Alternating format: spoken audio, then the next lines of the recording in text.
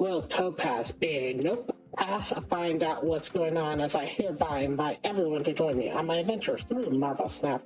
Hey everybody, it's Annabelle.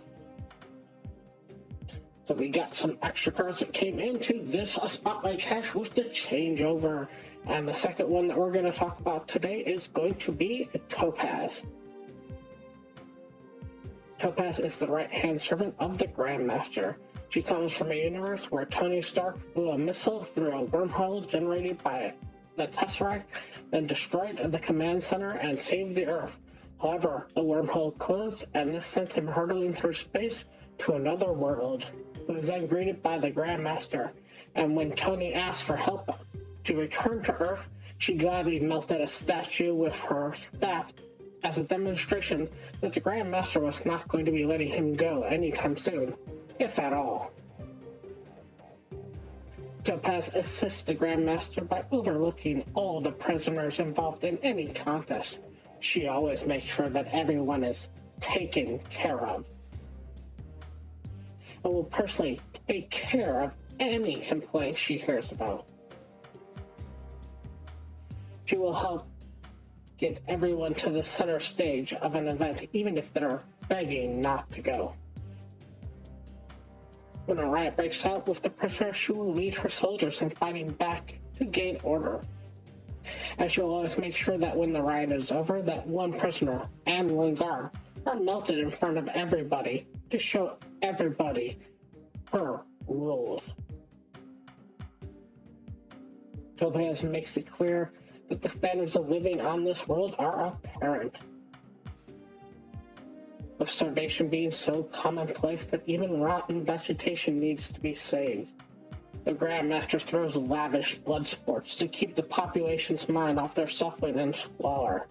She tells everybody that the Grandmaster will win the race, as the racing conditions on the racetrack are outright barbaric, and the Grandmaster can control the race terrain and summon beasts on the track. And if for any reason the Grandmaster does lose, somebody will be vaporized. Topaz is very loyal to the Grandmaster and follows all of his orders. She is highly polite and sophisticated. She takes her job extremely seriously and looks for the prisoners when they escape. She is willing to administer punishment on behalf of the Grandmaster using her melt stick and is very overenthusiastic about using this weapon. She is also very arrogant and confident. She shares the desire of winning hearts by using different life forms, no matter how weak or scared in events, and helps the Grandmaster by intimidating his new fighters. Topaz is both the head of the guards and their best pilot. She carries a powerful weapon known as the Melt Stick. She will use this weapon to execute whoever commits anything she sees in events in this world. The Melt Stick has a powerful charged cell in the center of the handle that powers a series of liquefaction coils. They charge a spear at the end of the stick that is capable of slowly liquefying physical matter. Whoever touches the orb on the end will be turned into goo. It has also been shown to be able to blow up a chariot in just one touch. Topaz is the right-hand servant of the Grandmaster who helps get everyone to the center stage of an event, even if they're begging not to go. This is represented in Marvel Snap as she will force everyone she can at her location to the center stage. So in Marvel Snap, what this is this is a character who is a 3 cost of 4 power with the description of move. After you play a card onto her location, she will move that card to the middle location regardless of which location she is on. If she's in the middle, she obviously can't move. She can move as many cards as you play in a turn until the middle is filled up. If the middle is filled up, obviously she can't move anything to it. In my opinion, I feel that she's about a 2-star card. And let me go over some of the reasons why I came to that conclusion. Alright, let's bring her up and let's talk about her a little bit here. So the first card that we have obviously got to talk about here is Madam Web. It's doing pretty much the same exact thing as a Madam Web. The only thing is that Madam Web needs a turn to move stuff around, where Topaz doesn't need a turn to move stuff around. The problem I have with this card more than anything else is this is almost a card that should have been a Series 3 card.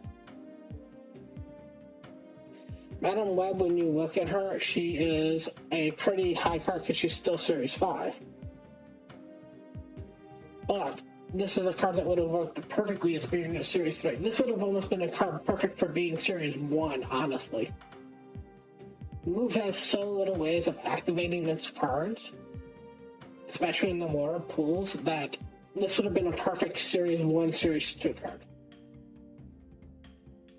The other problem that I'm currently having with Topaz and the other cards that you're going to see that came out in this pack is too many of them basically work with Hydra Stomper. And that's not quite a problem, except if you get the Series 4 cards and you get all 3 of them, and you really don't have Hydra Stomper, you're kind of missing out on the key part of it. And I almost wish that Hydra Stomper would have been considered one of the Series 4 cards so you could have gotten all 4 together. Now, the benefit of this card is there's absolutely positively no way to shut it off at the current moment, except for Red Guardian, because it is technically considered a static effect. One of the biggest downfalls of this card is going to be the fact that Scream still exists. Anytime you move cards, Scream gets more powerful.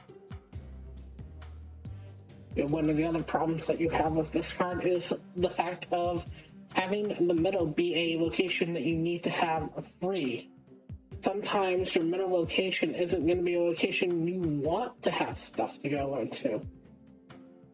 If your middle location is something that you don't like,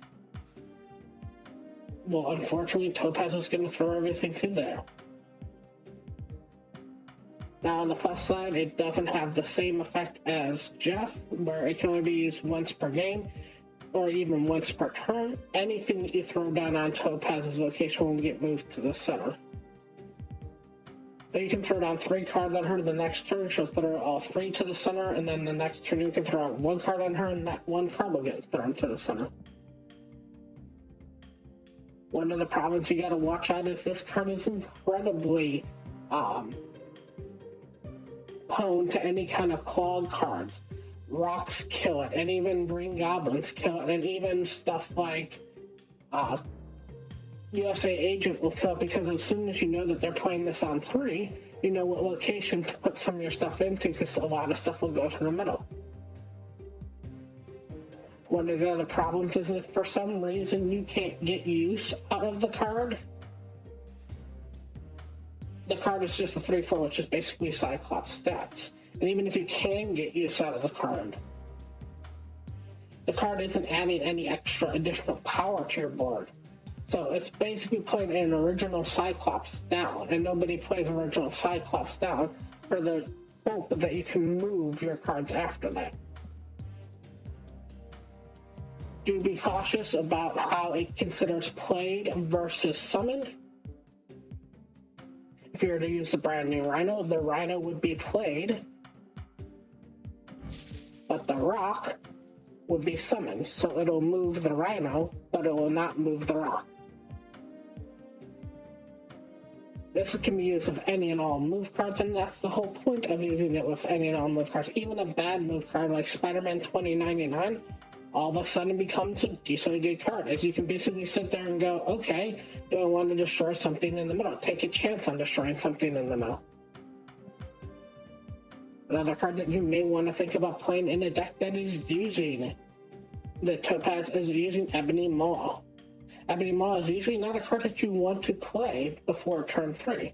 If you have the Topaz, you can play Ebony Maw in the dead center, play Topaz in either the right or the left lane, and keep throwing stuff onto the Topaz so it will push it into the Ebony Maw lane, and then you don't have to care that you can't play anything into its lane. Do be cautious about if you are trying to play Hercules for some odd and inexplicable reason in this deck. I don't know why you'd ever want to put Hercules into here, but in case you do, Hercules doesn't care where the card comes from. But even if you play Hercules dead center and play Topaz on location 1, you can play a card on top of Topaz, it can kick it into the Hercules, and then it can kick it into the third location. And even if you move something into Topaz's location, like you played Jeff on 1, but Topaz is on 3, you move the Jeff into 3, the Topaz is not going to care. So you're never going to get a boomerang effect, you're never going to get a ping pong effect to work on it. It's whatever you play onto that location will work.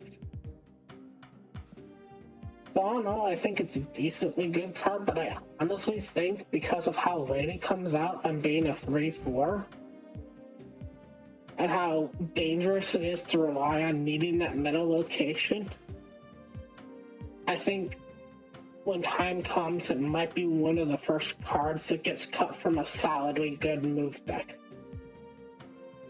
Anyways, I want to thank you all so much for watching, and as always, remember, play it for fun.